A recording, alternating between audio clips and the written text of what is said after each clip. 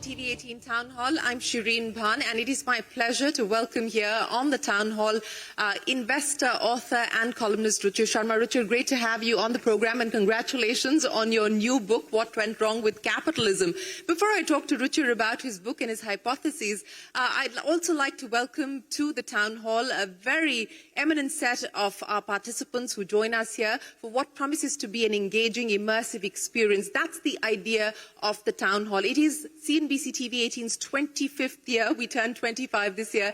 And the idea behind putting the Town Halls together was to curate meaningful conversations with people that matter, to put together opinions that will have an influence and shape policy.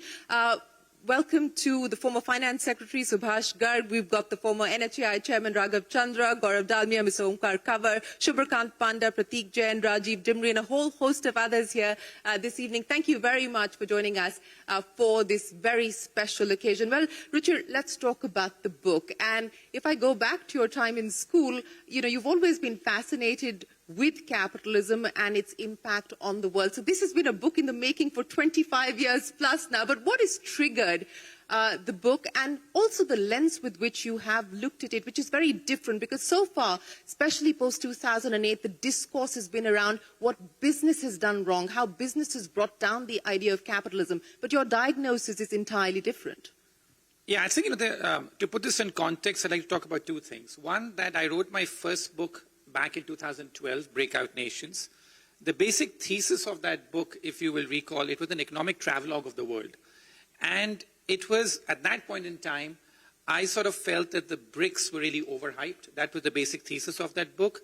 And it turned out accurately. Well, yeah, that's for you to say that.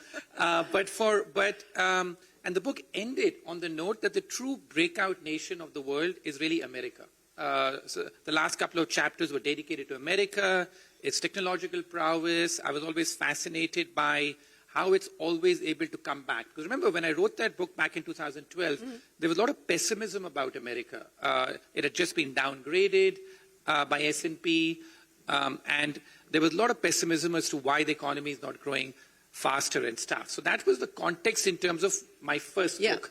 And then after the last decade, it really ended up being America's decade from an economic and financial perspective.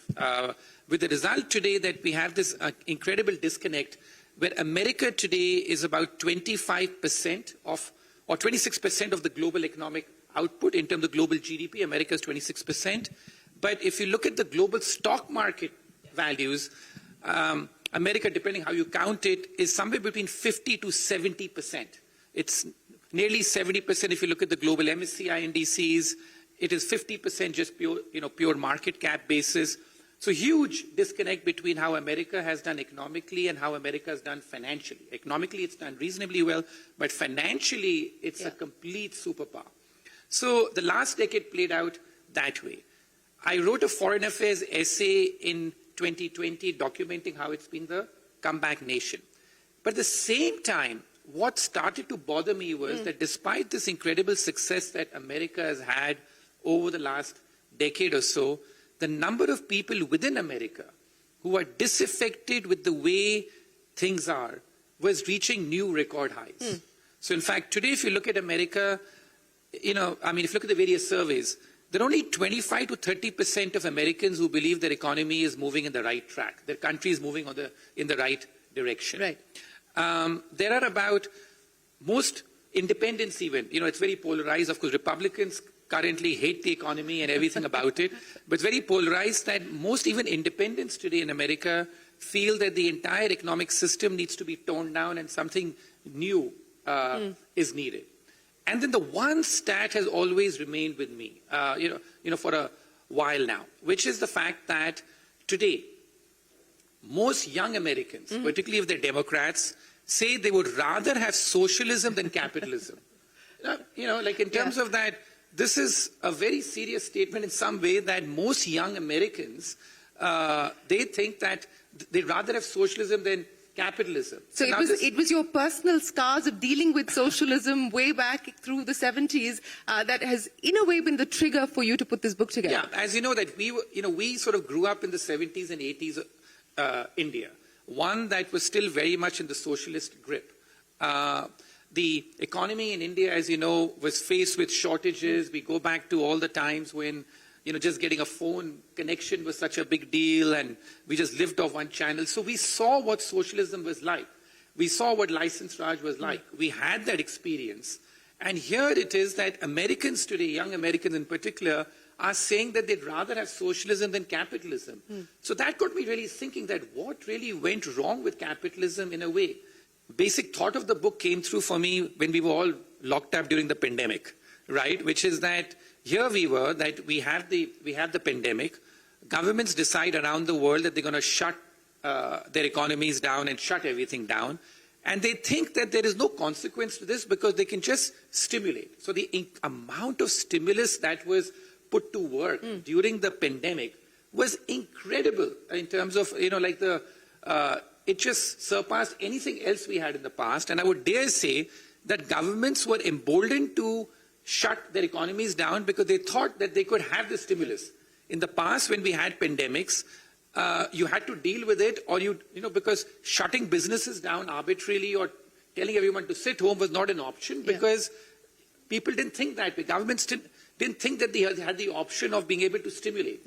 This time they thought that they could do monetary stimulus, fiscal stimulus, they could do credit guarantees, they could bail anyone else out in trouble. And I was aghast to see what was happening in 2020, where the stimulus was such and the way that the governments were intervening was such where at some point in time the Fed and the Treasury, they were buying corporate paper associated with Warren Buffett's companies, so they were buying AAA credit sitting there and just doling out this incredible stimulus and being told, and most of that stimulus, as happened, flew to the rich. So I think that's what really got me thinking. So again, just on that, and I'm interrupting you here. So the idea is not that you're saying there should be no safety nets, but you're saying that the way that safety nets are today operating are not for the people that they were meant to operate for to start with. And that's the example that you've just given us through the course of the pandemic. So the idea is not to do away with the safety nets, but it's reprioritization. Yes, but as I again argue in the book, that if you look at the history of capitalism, in the first 200 years or so, if you take America, right up until the 1920s,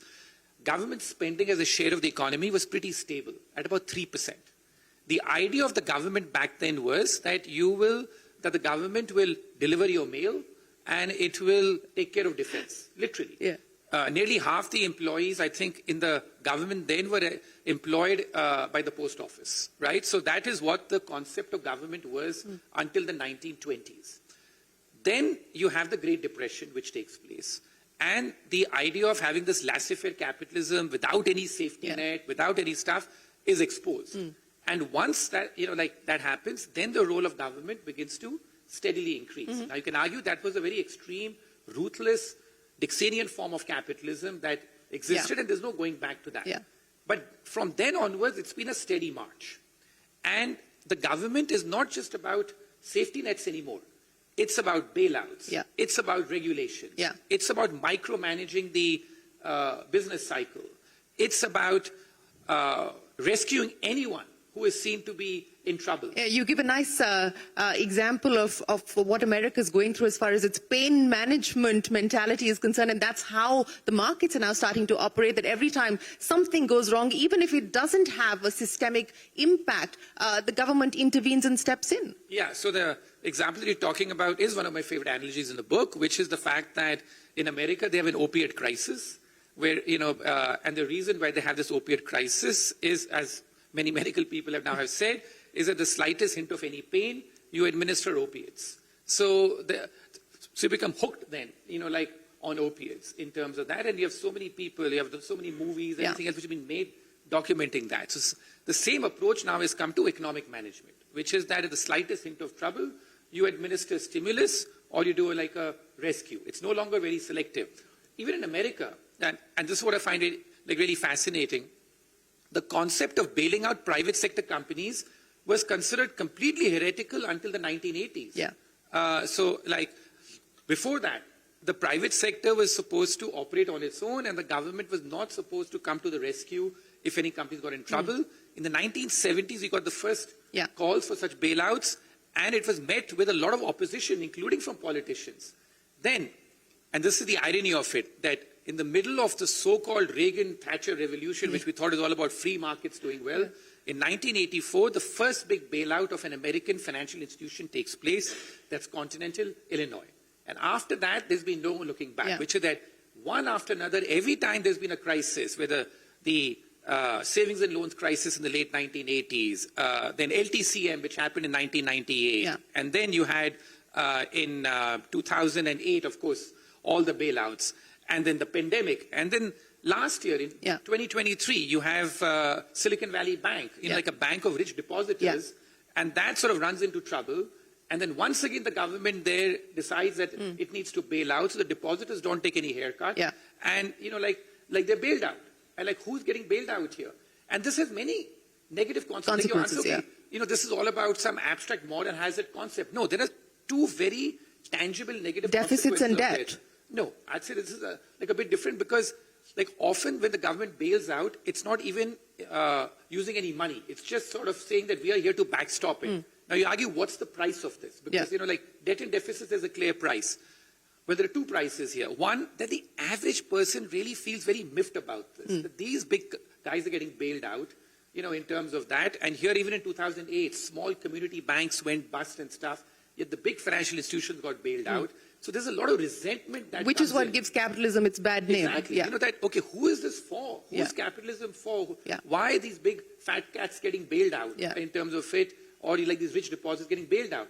And the second thing, which I think is something I've spent a lot of time in the book, is that the ultimate paradox, that why is productivity growth in the Western world, in America included, declining? That we are in the midst of this incredible tech boom, which is taking place, and yet productivity growth, which is the key to economic growth. Remember, the key to economic growth is productivity growth. Why is this declining? And I think that once again here, like the sort of answer is that because of the fact that you have this dynamism has been lost because you're bailing out companies. You're keeping alive so many deadwood companies. Zombie companies. Zombie companies. I mean, that's a great point that you brought up. Like one example out there that I have in the book is that once again, that in the 1990s or so, this term zombie companies became a bit popular. Why? Because Japan, the economy and the markets were going bust, and the Japanese corporations and the Japanese government and all were keeping alive a lot of smaller companies which were very inefficient, rescued by easy money. So the term zombie companies became popular. The American media, as I document in the book, this is fascinating. Back in the 1990s and all, including the New York Times and all, which are sort of left-leaning liberal entities, they would mock the Japanese, saying that happens in Japan. America doesn't do this. That was the kind of attitude. At that point in time, the number of zombie companies in America as a share of the total was like 2% or something like that. Today? Fast forward today. Today, by some measures, including by institutions such as the Bank of International Settlements or so, nearly 20% of all companies in America can be classified as zombie companies. What are these companies? These are companies that are not able to earn enough to cover their interest and debt payments. So they have to keep going to the market every year. And for 3 years in a row, they've been doing that. And they get classified as zombie companies. So you have, like, in terms of to imagine that 20%. Like in the heart of capitalism, this is what's happening. And in Europe, it's even worse in terms of in places like UK and all the number of zombie companies is even more. So in Western societies here, zombieism has now become, so it's become a zombification of capitalism. That's what's taken place out here. Socializing risks and zombification of capitalism. Those are nice headlines that you've given us, Richard. But what's the way forward? And we've got the American elections coming up. There doesn't seem to be much difference if you look at both sides in terms of government intervention or the role that the government should be playing as far as the economy is concerned. There is a lot of rhetoric, though, on taxes and whether there should be cuts or there should be hikes, depending on which side of the fence you're on. But what is the way forward? If there is no looking back and there is no going back, what do you believe is the way forward? Well, unfortunately, I mean, as I said, that in terms of, and this is an experience that even we have learned, what made us turn our course, right? A crisis. Exactly. So that's really the unfortunate message, that unless and until you have an apparent crisis. Now, I think we already have an insidious crisis, which is the fact that productivity growth has been declining. There's so much disaffection with capitalism amongst the average voter, but there is no willpower which can be mustered to do something about this unless you have an apparent crisis. What does an apparent crisis look like? An apparent crisis is when the government literally runs out of money or the ability to carry on with these actions. And I think that we're getting close to that point. That, Given where the debt levels are. Exactly. So in terms of, if you look at the debt and deficit levels in America today, it's staggering that here you are in the middle of a relatively decent economic expansion, but at what cost is this coming? Today, America is running a budget deficit of nearly 6% of GDP. In the middle of an economic expansion, it's running this deficit. Like in the past, it would run about 3% or so. Yeah. Now it's decided it doesn't really matter. The world will keep putting money here. We have the world's reserve currency. We can keep borrowing. So 6% of GDP is fine. Can you imagine that if they have any downturn, that deficit will automatically, because revenues decline, spending goes up, will blow up to 8, 9, 10% of GDP. America's debt now as a share of its economy is behind that of only Japan and Italy. And by the end of this decade, on the current path, it would have overtaken Italy as well. So that's the path on which they are. And you correctly point out that neither of these candidates are paying any attention to this, because they think all this talk, is irrelevant, because America is such a dominant economy. It'll never ever default on its debt. And these are, emerging market problems to deal with. So, we can go ahead. But my fear is that the path we are on is a very dangerous path from a debt and deficits path. But the second thing, as I said, is that the crisis of capitalism is already here, which is that if you have most young people who are disaffected with the system, even if the economic growth rate looks good at the surface, what's the point? And I think that that's why you have a lot of populist anger, and whoever is able to feed into it without quite offering what the concrete message is, as we're seeing that therefore we find so many irrational actors capitalizing on that populist anger.